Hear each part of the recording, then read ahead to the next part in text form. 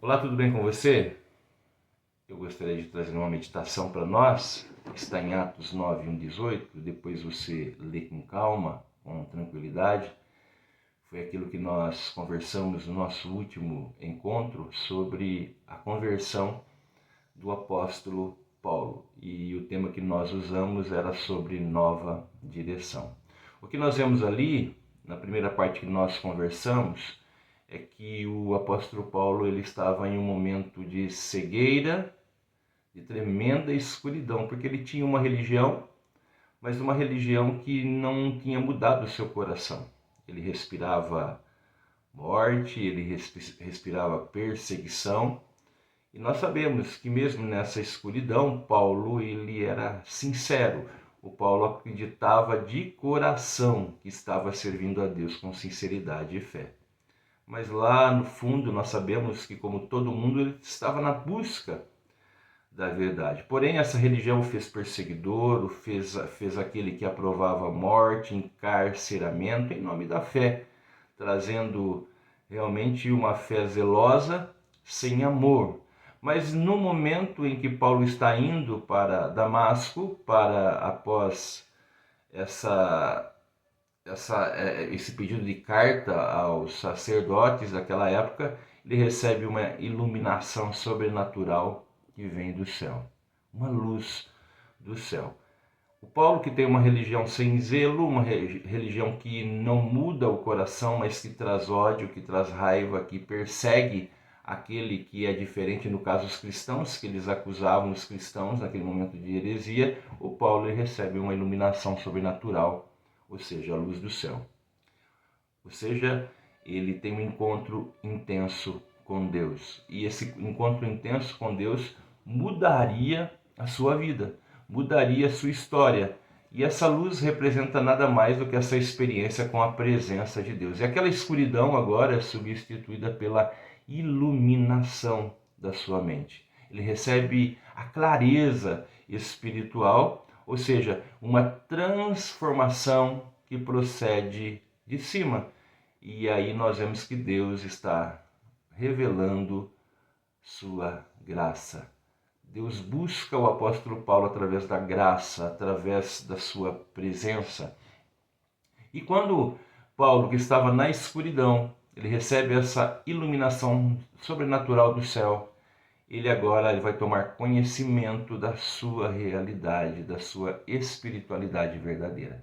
Nós precisamos entender que nesse encontro ele toma consciência de que aquilo que ele estava fazendo em nome de Deus não era real, aquela religião que ele estava servindo no sentido de ódio, de perseguição, certamente ele estava, ao invés de fazer a vontade de Deus, ele estava lutando e perseguindo Jesus. Senhor, quem tu és, né? O Senhor Jesus diz, né? Quem é, Senhor?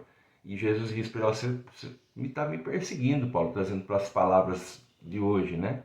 Então é um momento de revelação, é um momento de humilhação e revelação espiritual. A voz que ele presta atenção é um momento de um chamado à mudança, à direção em sua vida, ou seja, chamando a responsabilidade, ao arrependimento. E a interação de Paulo com essa revelação, com essa voz divina, ela vai mudar a vida de Paulo, seu entendimento sobre poder, sobre fé, sobre serviço, sobre Deus. E aí ele tem essa conversão, algo tremendo, que vai fazer com que esse encontro com Deus transforma completamente a vida de uma pessoa. E esse encontro foi sensacional. Então, nós vemos que Paulo, que tinha a escuridão, que tinha a cegueira, que fazia tudo na ignorância, em nome de Deus, ele recebe uma iluminação sobrenatural do céu, ele toma conhecimento da sua realidade, espiritualidade verdadeira, e aí ele começa a ter um novo relacionamento com Deus. É um recomeço, ele se relaciona com Deus. O Paulo, nós citamos no encontro, ele estava com o seu Wi-Fi desligado, não é? Ele estava numa perspectiva contrária à vontade de Deus, mas agora ele vai receber uma perspectiva correta, uma forma de viver correta, não é verdade? Então ele muda a sua perspectiva, é mudado o seu coração, muda-se os fatos e agora ele vai mudar a forma de enfrentar as situações. Ou seja, como dizíamos antigamente, a ficha caiu, o download terminou, não é verdade? E aí Paulo fica tremendo, ele fica atônico, porque há uma mudança emocional nessa experiência. E o que deveria ter passado na cabeça de Saulo, na cabeça de Paulo, não é verdade? Nós vemos que você está indo para um caminho, esse caminho você crê que é verdadeiro, você mata até por causa desse caminho, você prende, você persegue e de repente você cai na realidade que não está fazendo, indo no caminho certo, mas o Paulo ele se humilha, ele necessita aprender agora a depender de Deus. E ele diz: que queres que eu faça? Ou seja, é uma mudança de perspectiva. Antigamente Paulo fazia o que ele acreditava que era a vontade de Deus, ou a sua própria vontade, na síndrome que temos de Deus, mas agora o Paulo ele vai ter que aprender a se submeter à vontade de Deus em sua vida. Então, o que eu tenho que dizer para você é que essa experiência com Cristo, ela é uma experiência pessoal e necessária.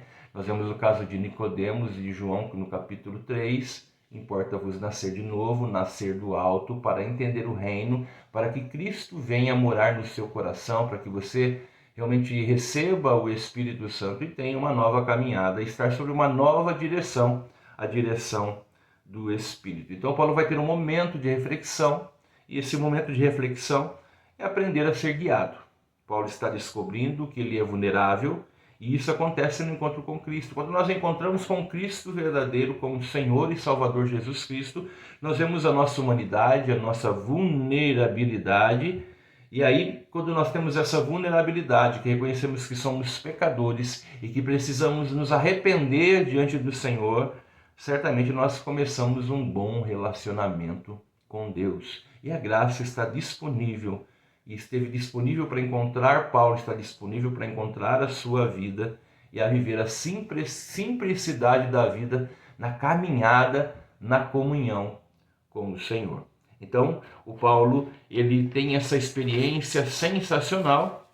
Agora ele vai ter, como nós comentamos no encontro, a direção e revelação da sua missão. Paulo tem um papel depois vital na proclamação do evangelho aos gentios, mas Paulo, que antes tinha ódio, respirava ameaças e com atitudes deploráveis na sua religião, agora ele é um vaso que é cheio do Espírito Santo, como foi revelado a Ananias, que foi orar, interceder por Paulo, onde as escamas caíram dos olhos de Paulo, a escama da religiosidade, da ignorância, para que agora ele tenha uma visão do reino, pertencer o reino. Então as escamas caíram, agora ele tem uma nova perspectiva, ele faz parte do reino, ele lança a semente do reino com um novo poder, porque ele foi cheio do Espírito Santo.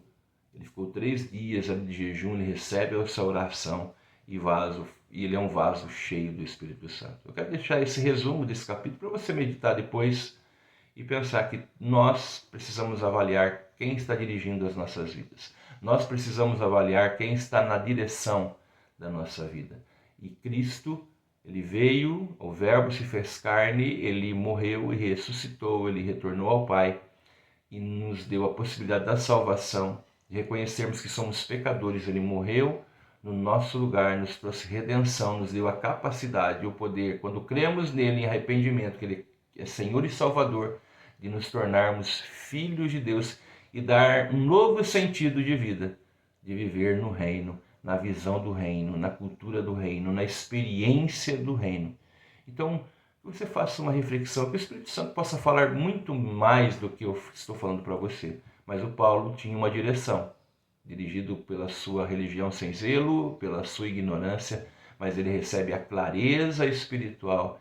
E nesse processo, quando você lê lá o capítulo 9 de Atos, você vai ver que ele agora vai ser guiado pelo Espírito Santo que habita nele, porque Jesus o transformou pela sua graça. A pergunta é: você já foi transformado pela graça? Você já reconheceu que Jesus Cristo é Senhor e Salvador da sua vida, que você é pecador e que necessita dele para o caminho, para viver a vida no sentido de que ele tem para você? Eu espero que sim. E se você ainda não teve essa experiência, deixe Jesus Cristo entrar no teu coração. Pense, ore, medite nessa palavra para que o seu coração seja aberto pelo Espírito Santo e você tenha uma experiência com o Senhor. Clareza, vida eterna e, acima de tudo, uma vida onde você possa ser manifestação do reino e em todos os lugares que você for, lançar a semente poderosa do Evangelho de nosso Senhor e Salvador Jesus Cristo. Deus abençoe a sua vida, em nome de Jesus.